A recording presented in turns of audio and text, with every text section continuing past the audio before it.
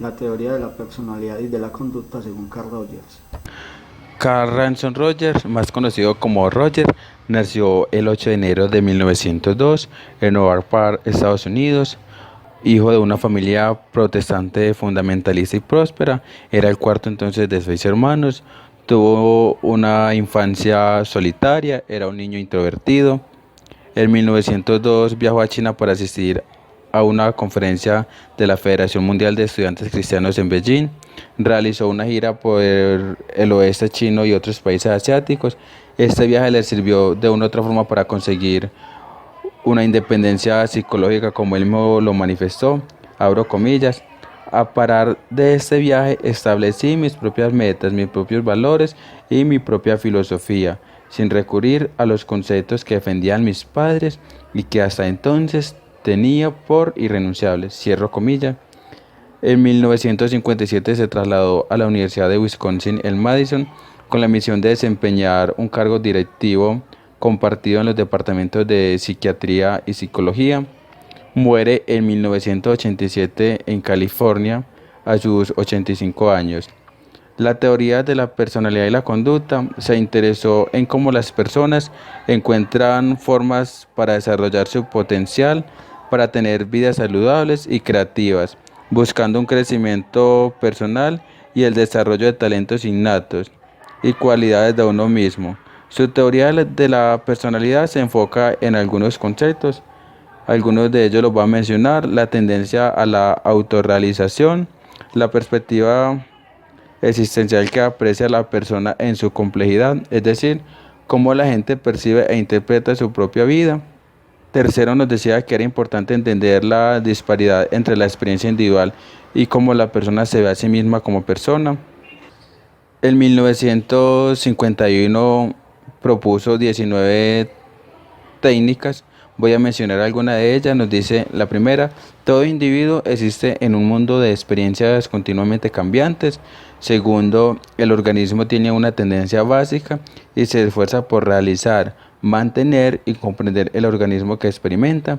Tercero, la conducta es básicamente el intento del organismo dirigido a la meta para satisfacer sus necesidades, como las experimenta y percibe en el campo. En resumen, entonces Roger decía que la estructura de uno mismo es una configuración organizada de percepciones de sí mismo, admisibles a la conciencia. Se compone de elementos tales como las percepciones de las características y capacidades propias, los preceptos y conceptos de uno mismo en relación con los demás y con el medio, las cualidades de los valores que se perciben asociados a la experiencia. Psicoterapeuta como facilitador de la autorrealización. Roger inició su estudio de la naturaleza humana con personalidades problemáticas. Encontró que lo que se consideraba psicopatología resulta cuando las personas están impedidas o no tienen la oportunidad de convertirse en lo que verdaderamente son. Roger se centró en los sentimientos del cliente. El flujo de comunicación entre el psicólogo y el cliente tiende a ser de una manera: del terapeuta al cliente. El cliente es sacado de cualquier confrontación con sus sentimientos, confusiones y ansiedades. El terapeuta responde el contenido emocional de las afirmaciones del cliente, intenta responder a la persona con problemas, ayudándole a clarificar sus sentimientos. Desarrollo del punto de vista no directivo. La teoría de Roger puede entonces entenderse como un intento por descubrir las condiciones que fomentan el uso que hace el individuo de sus propios poderes para la salud y la comprensión. Influencia que moldea el desarrollo de las formulaciones teóricas de Roger. Ocurrió durante una entrevista con la madre de un cliente. El niño era una especie de demonio y Roger pudo ver que el rechazo inicial de la madre con el niño era el responsable. Fuentes personales de la importancia que Roger dio a la libertad y autoestima. Algunos aspectos centrales en la formulación de la teoría de la personalidad de Roger resaltan la libertad para autorrealizarse. El ingrediente principal y esencial para una buena vida es simplemente la libertad de ser, para decidir y para actuar. Primera propuesta no directiva, demasiada libertad. Tiene 4 principios. Primero, la nueva terapia. Se basa más en la tendencia individual hacia el crecimiento, la salud y la adaptación. Segundo, esta nueva terapia pone mayor relevancia en los elementos emocionales, los aspectos del sentimiento en la situación, que en los aspectos intelectuales. Tercero, esta nueva terapia hace más hincapié en la situación inmediata que en el pasado del individuo. Cuarto, la nueva aproximación. Resalta la relación terapéutica en sí misma como la experiencia de crecimiento. Aquí el individuo aprende a entenderse a sí mismo, a tomar decisiones significativas, a relacionarse a sí mismo exitosamente con otra persona del modo más adulto. Las personas tienen dentro de sí misma la capacidad para resolver sus propios problemas.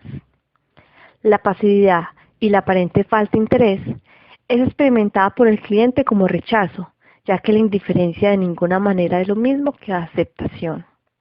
Las críticas a la psicoterapia no directiva de Rogers, así como su propia conciencia de las deficiencias, lo llevaron a modificar y posteriormente a desarrollar su enfoque psicoterapéutico. Terapia centrada en el cliente. Para Roger, da inicio a la terapia centrada en el cliente y su enfoque está enmarcado en el término cliente, y es aquel que va por iniciativa propia para buscar ayuda en un problema. Para Roger, la terapia centrada en el cliente se basa en la capacidad del cliente para descubrir y resolver los problemas y el papel que cumple el terapeuta en proporcionarle empatía y comprensión del mundo del cliente. Plantea dos de los tres elementos en esta terapia. Primera, necesidad del terapeuta de proporcionar una relación cálida. Segunda, necesidad de generar empatía con el mundo del cliente.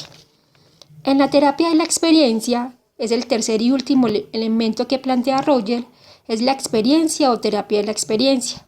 Este se convirtió en término técnico para descubrir el proceso emocional interno que el cliente y el terapeuta ponen en palabras. Roger menciona 6 postulados en esta terapia. Primera, contacto psicológico. Segunda, estado de la congruencia. Tercera, el terapeuta es congruente consigo mismo. Cuarta, el terapeuta experimenta consideración positiva por el cliente. Quinta, comprensión empática con el cliente. Sexta y última, lograr la comunicación con el cliente. Cuando estas 6 condiciones se satisfacen en una relación terapeuta, la personalidad cambia de manera positiva y saludable. Cambios en la personalidad provocados por la relación terapéutica. Roger percibe las similitudes básicas de los cambios progresivos en la experiencia del cliente dentro de la relación terapéutica. Roger identificó 7 pasos en el proceso. El primero, rigidez de la autopercepción, no reconocer la necesidad del cambio de uno mismo. Segundo, ligero reconocimiento del problema. El problema existe en los demás, no en uno mismo. Tercero, trato de sí mismo como objeto, no se apropia de sus sentimientos. Cuarto, reconocimiento parcial de sentimientos, tendencia a tratar los sentimientos como objetos inanimados. Quinto, mejor reconocimiento de los sentimientos de querer ser el verdadero yo.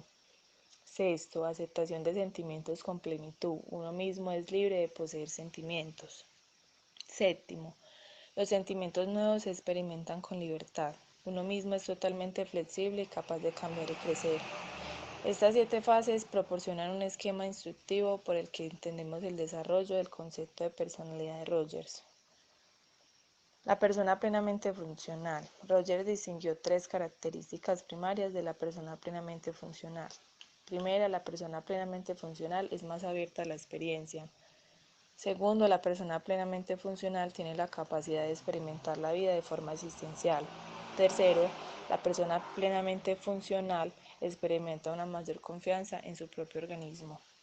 Según Rogers, el ser humano posee una tendencia innata y básica en el organismo a realizarse y conservarse a sí mismo, a comportarse defensivamente ante la amenaza y alcanzar la meta de autoconservación, aun cuando el camino regular hacia esa meta esté bloqueado, definiendo su madurez hacia una máxima independencia o responsabilidad de sí mismo.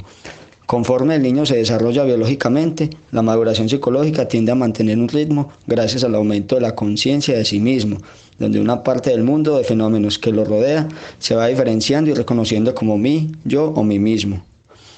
El autor indicó la importancia de la sensibilidad del niño a que los adultos lo elogien y castiguen a través de evaluaciones de su comportamiento, siendo asimiladas en la estructura del sí mismo del niño, generando conductas satisfactorias o reprobables que lo llevan a adoptar un desarrollo en dicha estructura. haciendo a un lado lo que se percibe como amenazante y creando una intensa necesidad de aprobación, o lo que Rogers denominó la autoconsideración positiva, siendo la experiencia de sentirse aceptado, amado y elogiado por los demás bajo unas condiciones de valía relevantes o conductas que proporcionan aceptación o provocan rechazo.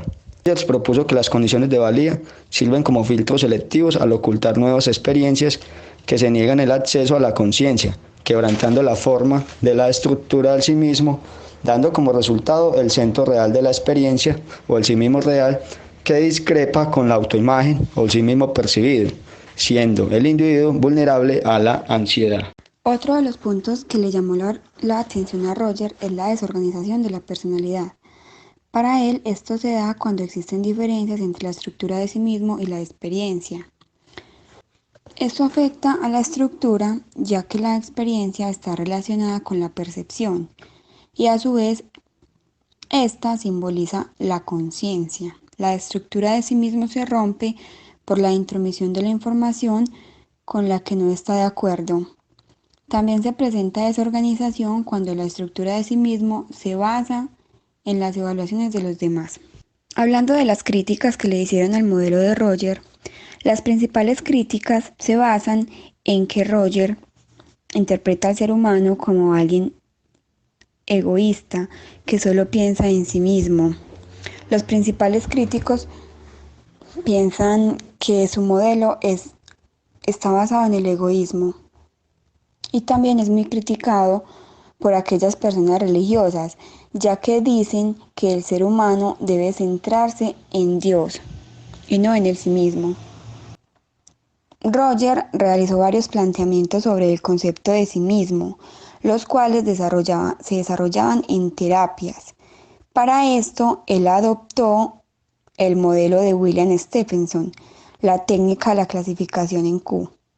Esta metodología se basaba en que el paciente realizara de forma dividida en un listado afirmaciones con las cuales más se caracterizara. Después de la terapia, las personas realizaban nuevamente el listado y todos esos pensamientos negativos de sí mismo quedaban en una menor escala. Es decir, que para Roger nosotros cambiábamos nuestro medio de comunicación.